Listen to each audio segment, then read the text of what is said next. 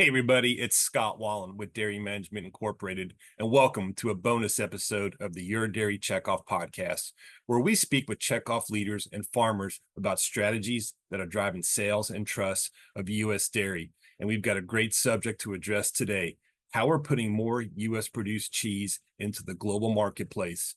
And joining me is my colleague, Nancy Gannon, who serves as Vice President of Global Growth Platforms and Partnerships. Nancy, how you doing today? I'm doing all right, Scott. Thanks for having me. Well, absolutely. Every time you and I talk, I can just feel the excitement and the enthusiasm. And you also make me very hungry, by the way, when you talk about all these great pizza innovations that are happening in these other countries. And that's what we really want to focus on today, is what we're doing with some of our pizza partners globally. But before we kind of get into some of the specifics, the Dairy Checkoff has long enjoyed this strategy of working with and through partners in the food service channel for so many years. You talk about the successes here in the US with McDonald's, Taco Bell, Domino's, and we've taken that model now and we've replicated it in the international marketplace. So first of all, kind of give us a background and an overview of how we got here. What made sense for us to kind of explore these partnerships internationally? That's a great question, Scott. And it's been an evolution over time. And a lot of it really started, as we think, a while back with the formation of U.S.Dairy and really understanding, where do we go in the markets in the world? How do we create a greater presence of U.S. cheese outside of our borders? And they've done an excellent job of learning about markets, opening them up, and sharing those opportunities across the checkoff, and really inspiring brands, companies, and us internally here at DMI to say, how do we grow demand externally outside of the US? And with such great success in the US, as you mentioned, Taco Bell, Domino's, even at a time, Pizza Hut, the question then became, how do we take that and use all of the learnings of the success that we had and say, where are those companies growing outside the US? The world is big, the world is international, and in order to stay competitive, we need to go beyond our own borders. So by having relationships with some of those big multinational quick service restaurants here in the US, we could then say, okay, how do we bring that internationally? And that's where we really decided to focus on pizza. Pizza is obviously a huge user of cheese. It's 80% of what you buy when you buy a pizza. And so really tapping into those opportunities, the relationships that we had, as well as the priority markets that U.S.Dairy has helped open up for the industry, we are able to find really good relationships, both regionally and locally in outside markets, aside from the US. So one of those partners is Pizza Hut, and we are in Indonesia. What's going on there? What kind of programs are in place right now? So we have had a partnership with Indonesia. This is our second year of a partnership with them. It actually started regionally with Pizza Hut overall in APAC. And as we worked through that relationship and saw some success with the regional team, the Pizza Hut regional team said, hey, why don't you guys go and work with some of our local markets? Because essentially what that allows us to do as a checkoff is get closer to the demand, get closer to the consumer, get closer to actually influencing LTOs and marketing programs and US cheese marketing programs. And that's exactly what we're doing in Indonesia. So over the 2-year partnership that we've had with them, there's been a lot of really fun success. The great thing about working with Pizza Hut in Asia, and particularly in Indonesia, is not just the people, but how open they are to innovation and to doing things differently and in a really modern way. And you can see this in 3 areas that they've been focusing on. The first is actually a lot of the LTOs and innovation that they do put into the marketplace. Indonesia is a very, very young country. The average age is 29, if you think about that. So it's young kids looking for hip, cool, new things to do, things to put on their Instagram. Facebook is so outdated in Indonesia. It's Instagram and TikTok, and that's what they want. They want to share experiences with their friends about what they're doing during the day, what music they're listening into. And Pizza Hut has tapped into that by creating innovation that's very buzzworthy. in Indonesia.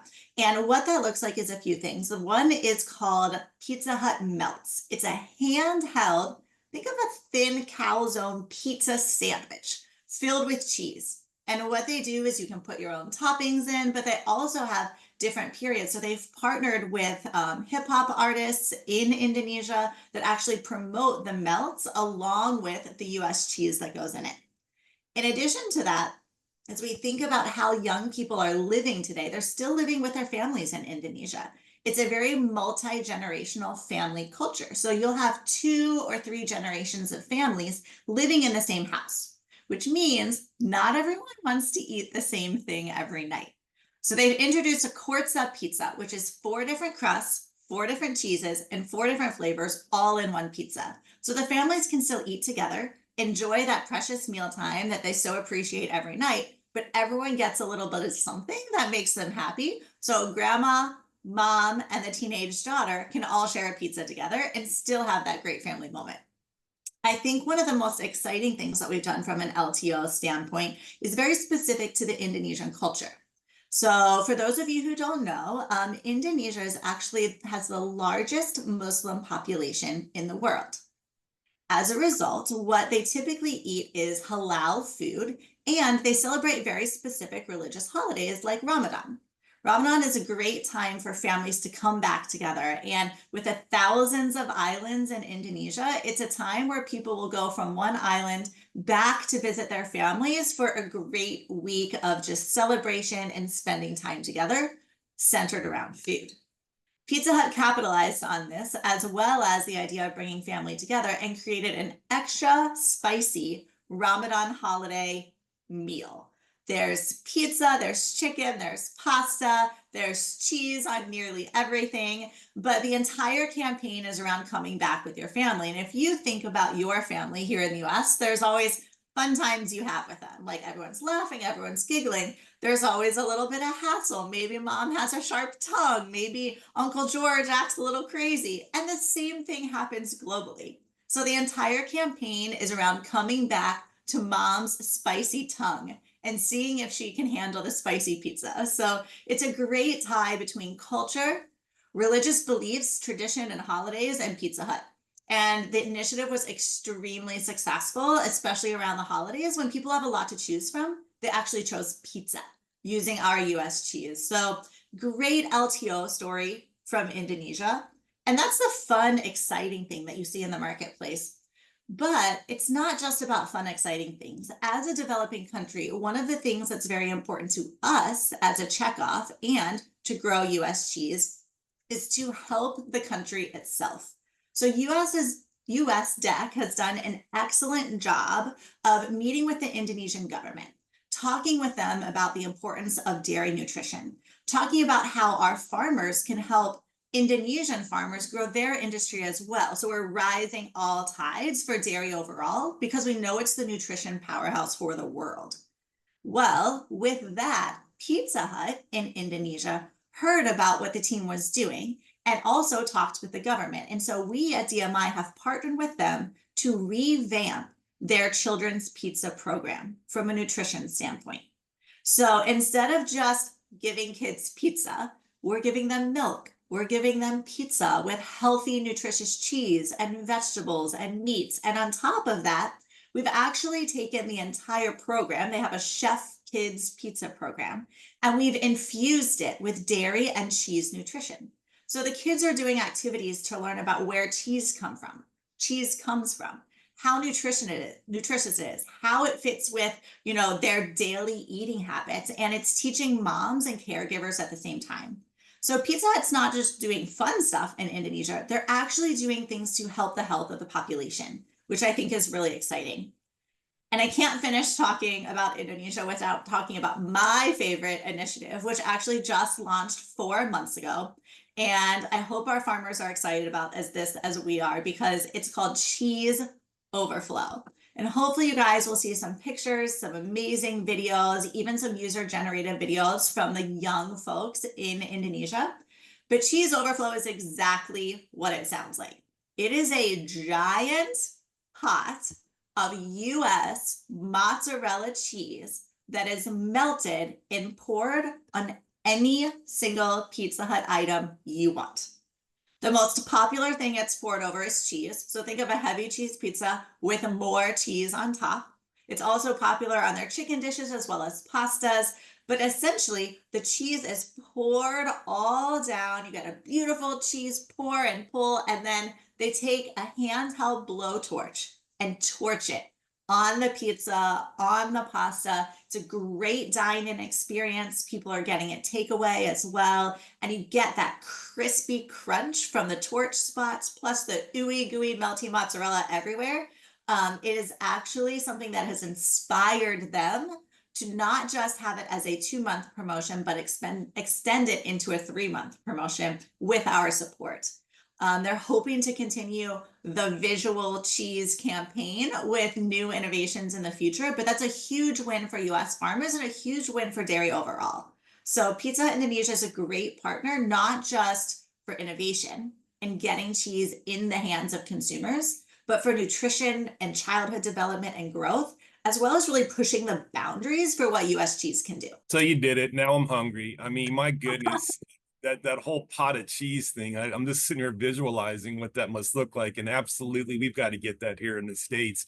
But you gave us such a comprehensive overview of Indonesia. There are so many wonderful things we're doing, such creativity. That spicy tongue thing too is amazing. So it's so exciting there. But I know you're not done. We also need to switch over to Japan now, where again we're working with Pizza Hut. What are some of the programs in place there? So Japan, like Indonesia, has been a partner with us for 2 years. We were actually just over there a few weeks ago and met with the team in person, and they introduced us to their new president. So we have great relationships with the senior executive team there, and it's really good because they are so supportive of the partnership and what we're delivering, and actually are saying, we want to come to the US. We want to meet the farmers. We want to see where our cheese comes from. And I think that's a testament to the relationship that we've developed with them and the value that they see that the Checkoff is bringing. So from a relationship standpoint, Japan is top notch. And from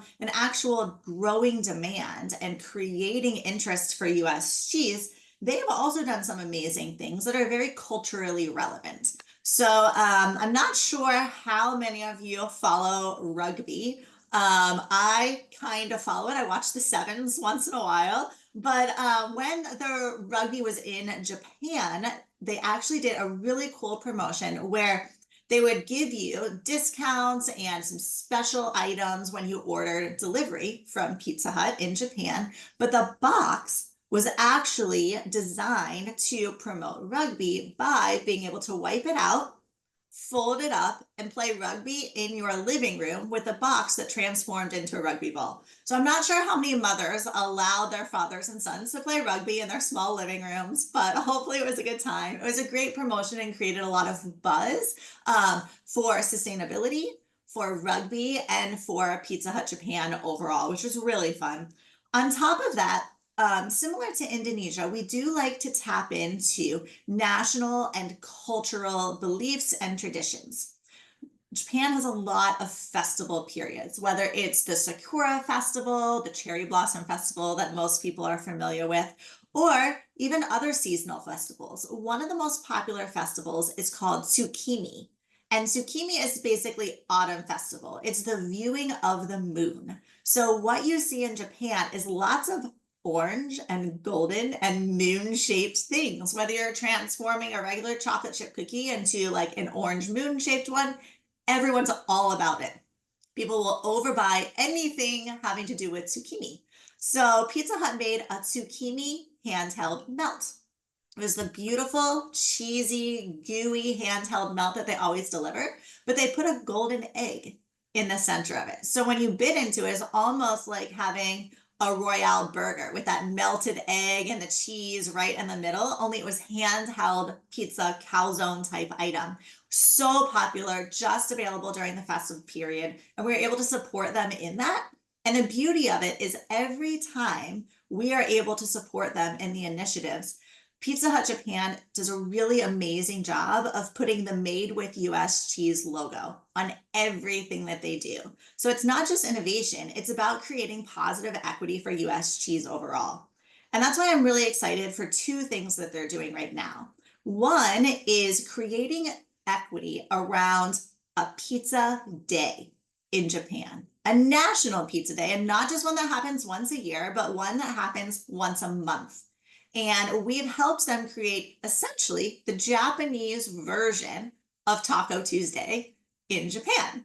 And it's called Hutto Day. So if you say 8 in Japanese, it sounds like Hutto, which sounds like hut, which sounds like Pizza Hut. So it's a great way to own the 8th, 9th, and 10th of every month, where you can get special pizzas, special LTOs, and special discounts to make Pizza Hut part of your week. Because in Japan, unlike the US, where people are probably having pizza 3 to 5 times a week, if not a month, pizza in Japan is maybe ordered 4 times a year. So to be able to transform it from 4 times a year to 12 times a year is a really big increase for Pizza Hut and for US cheese that goes on it. So we're excited about really democratizing pizza for folks. The other thing we're excited about is actually a big news that we just, I think it's what, the 16th today? Yeah, we can talk about it now. But Pizza Hut is actually really focusing on in Japan using cheese, US cheese, as a key differentiator to show their quality, to show their taste, and to get people excited about buying pizza from Pizza Hut.